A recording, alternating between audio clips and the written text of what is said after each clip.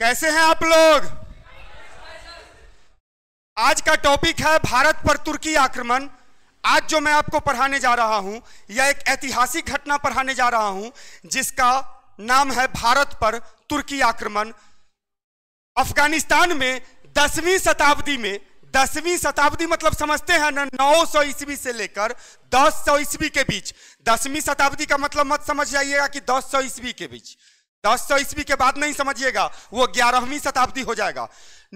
10वीं शताब्दी के आसपास अफगानिस्तान में एक राज्य हुआ करता था जिसका नाम था गजनी। क्या नाम था राज्य का? उसी राज्य में एक महान सरफिरा व्यक्ति का उदय हुआ जिसका नाम था महमूद गजनवी। गजनी राज्य का बाद में वो राजा बना था। नाम क्या था उसका? महमूद गजनवी। वह बचपन से ही बहुत बड़े बड़े सपने देखा करता था और पूरी दुनिया को जीत लेना उसके मकसद में था। लेकिन पूरी दुनिया को जीतने से पहले वह मध्य एशिया को पहले जीत लेना चाहता था और अक्सर वो बचपन से ही अपने पिता से पूछा करता था कि मैं ऐसा क्या करूं, मैं ऐसा कौन सा काम करूं कि मैं पूरे विश्व पे शासन कर लूं। उसके पिता यह समझते थे कि अभी छोटा सा बच्चा है, इसलिए यह बात को नहीं समझ पा रहा है। इतना छोटा सा राज्य का अगर ये राजा भी बन जाता है तो पूरी दुनिया को जीतना साधारण सी बात नहीं होगी। सिकंदर जैसा सपना पालना और सिकंदर बन जाना ये अलग अलग बात होती है। तो बच्चा समझ के उसके पिता उसको इग्नोर कर दिया करते थे और उन्हें ऐसा लगता था कि अभी बच्चा है, जब बड़ा होगा तो ये समझ जाएगा कि ये सब बहुत मुश्किल बात है और हमारे छोटे से राज्य में इतना संभव नहीं है। छोटा सा राज्य जिसकी छोटी सी सेना है वह पूरे मध्य एशिया के सभी राजाओं को कैसे हराएगा, पूरी दुनिया के सभी राजाओं को कैसे हराएगा। और इसी प्रकार यह जीवन उस बच्चा का जब आगे बढ़ा, जब वह बच्चा थोड़ा बड़ा हुआ और अपने पिता के बाद जब वो राजा हो गया गजनी राज्य का, तो उसने अपने सपने को नहीं छोड़ा और उसने बार बार एक ही बात पे चिंतन करना शुरू किया कि ऐसा क्या करूं कि मेरी सेना एशिया की सबसे बड़ी सेना हो जाए और ऐसा क्या करूं कि मैं पूरी दुनिया पे विजय प्राप्त कर लूं। किसी भी सेना को तैयार करने के लिए जो सबसे बड़ा चीज चाहिए था वह था धन। धन के द्वारा ही आप किसी से काम करवा सकते हैं और पैसा नहीं रहेगा तो मुफ्त में काम करने के लिए आपके पास कौन आएगा, सेना कैसे तैयार होगी। और इस प्रकार धन के लिए उसने, महमूद गजनवी ने धन के लिए कुछ प्लान करना शुरू किया कि ऐसा क्या करूं कि हमारे पास ज्यादा से ज्यादा धन आ जाए, ऐसा क्या करूं कि हमारे पास ज्यादा से ज्यादा रुपया आ जाए। उसने बचपन में ही सुन रखा था कि एशिया में एक ऐसा देश है जिसके पास अकूत सोना है, जिसके पास अकूत पैसा है और उसका नाम है भारत। भारत शुरू से ही आक्रमणकारियों के टारगेट पे रहा है। आप लोग को प्राचीन भारतीय इतिहास में ही बतलाया गया है कि किस प्रकार हिंद यूनानी, शक, पार्थियाई, कुषाण ये सब भारत को टारगेट करते रहे। भारत में आके आक्रमण करने वालों का अलग अलग मकसद हुआ करता था।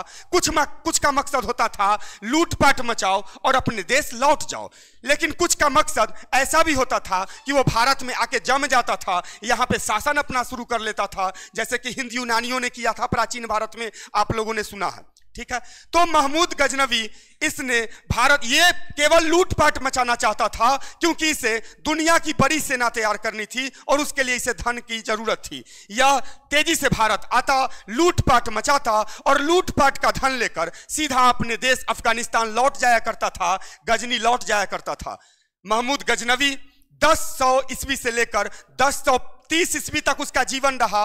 1000 ईस्वी से 1025 ईस्वी तक उसने ताबड़तोड़ भारत पर 17 आक्रमण किए। शुरू में जब वो आता तो वो रास्ते में पड़ने वाले जितने भी पुरुष थे और जितनी भी महिलाएं थी उन्हें लूट लिया करता था और महिलाओं को वो ज्यादा टारगेट किया करता था क्योंकि महिलाएं ही जेवर पहना करती थी।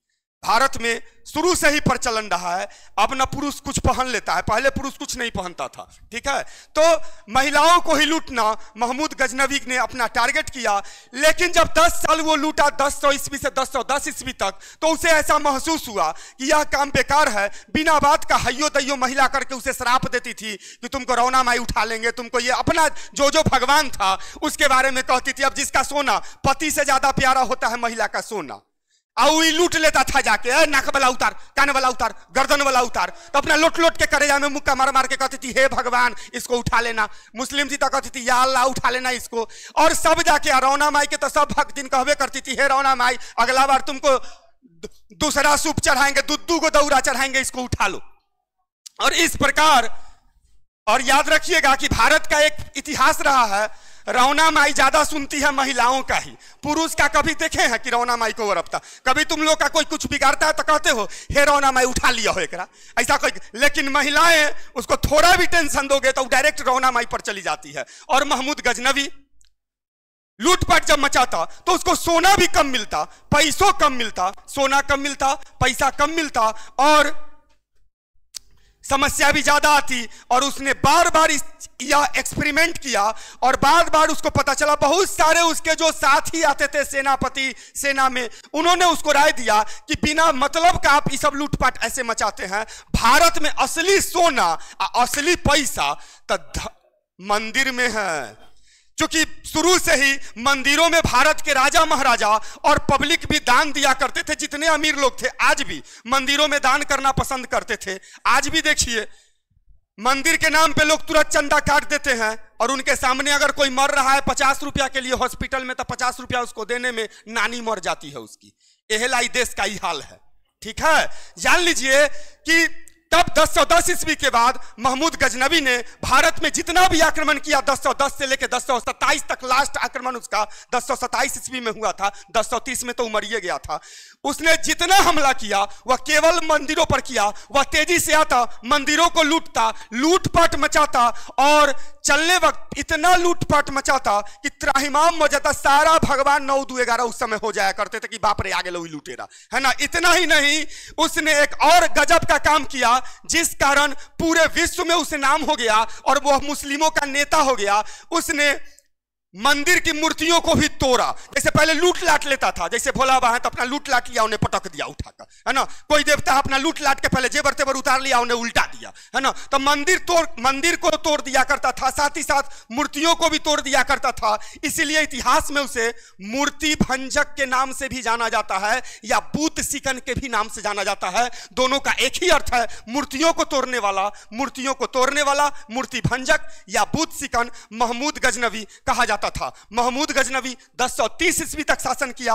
1030 ईस्वी तक शासन क्या किया? लूटपाट मचाया। इसको शासन तो कहा ही नहीं जा सकता है। 1030 ईस्वी में जब उसकी हत्या कर दी गई, जब वह मर गया, तब जाके भारत के लोगों ने राहत की सांस ली कि अब कम से उसने जितना भी लूटपाट मचाया उस सब में विश्वविख्यात उसका लूटपाट है। गुजरात के सोमनाथ मंदिर पर किया गया 1025 ईस्वी में उसका हमला, जिसमें उसने गुजरात के सोमनाथ मंदिर को बिल्कुल तहस नहस कर दिया। यह था महमूद गजनवी। 1030 ईस्वी में मरने के बाद भारत के लोगों ने राहत की सांस ली थी। इससे आगे चलते हैं। एक और लुटेरा हुआ 200 साल के बाद, और उसने भी भारत को ही टारगेट किया। उसका नाम था मोहम्मद गौरी। यह 12वीं शताब्दी के अंत में हुआ था। और यह संयोग देखिए कि अफगानिस्तान के ही राज्य का यह भी राजा था जिसका नाम था मोहम्मद गौरी। लेकिन एकरा समय में एगो समस्या था कि उस समय उत्तर भारत पर, या यूं कहें भारत पर, चौहान वंश के महान शासक, महान राजपूत शासक पृथ्वीराज चौहान शासन कर रहे थे। तो वो अपने खचरा, है ना, वो ज्यादा शरीफ नहीं था, है ना।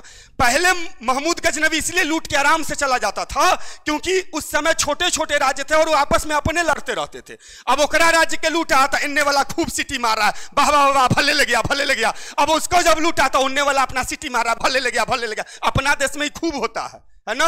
बगल वाला का बिल्डिंग गिर जाता है तो बगल वाला कहता है भले गिरा, हे भगवान फिर डोला हो जाए और गिर जाए कर, है ना। और जब उसका गिरता है तो जब डोला रहता है वो कहता है भले इसका गिरा। एहलाई देश का ही हालात है। और नेता से अंगूठा छाप बन जाता है मुख्यमंत्रियों, है ना। याद रखिए इस बात को, देश का यह खासियत है मुख्य रूप से।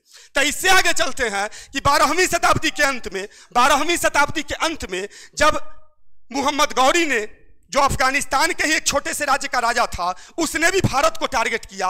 उसको भी, भारत का हाल उस समय कैसा था, जैसे बुर्बक के कन्या सबके भौजाई होती है ना, जकरा मन है और लूट लाट लो, वैसे ही भारत का हालात हो गया था कि जे आता था वो लूट लाट लेता था। तो जान लीजिए कि लेकिन यहां पे एक समस्या आ गई थी मोहम्मद गौरी के पास कि यहां पे इसका मैदान खाली नहीं था।